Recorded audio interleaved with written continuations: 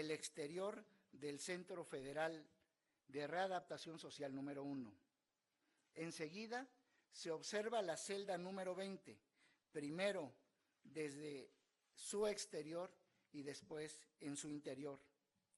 Se hace un breve recorrido de la celda en el que pueden ver la zona de higiene del recluso, así como la cámara de videovigilancia con la que cuenta la celda.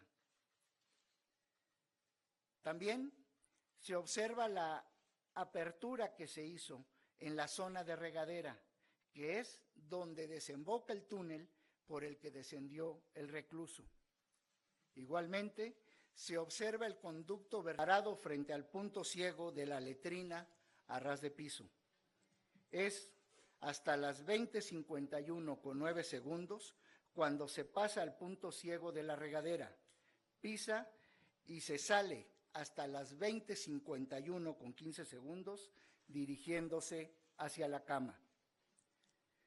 A las 20:51:16, el recluso se traslada de los puntos ciegos de la regadera y de la letrina a ras de piso hacia su cama, se acomoda el pantalón y da 4 vueltas de un punto a otro hasta las 20:51:36.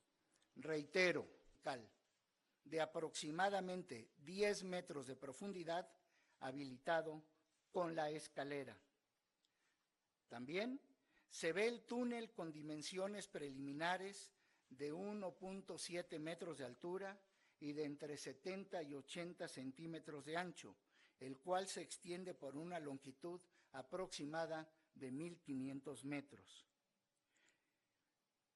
Estos datos son preliminares, toda vez que los peritajes que realiza la Procuraduría General de la República determinarán las medidas exactas. En el trayecto del túnel puede notarse que hay luminarias rotas, tuberías de PVC y un par de motocicletas sobre un montaje en rieles. A lo largo del túnel se ven instrumentos de construcción, tanques de oxígeno, recipientes con combustible, madera de cimbra y tubería, entre otros objetos.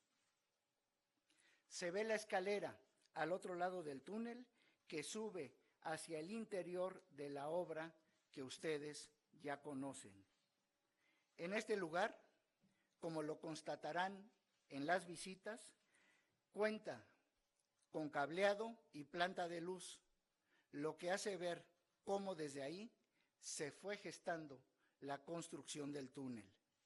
En el video se puede apreciar el interior de la construcción y después el exterior, desde donde se aprecia la distancia que había entre la misma y el Centro Federal.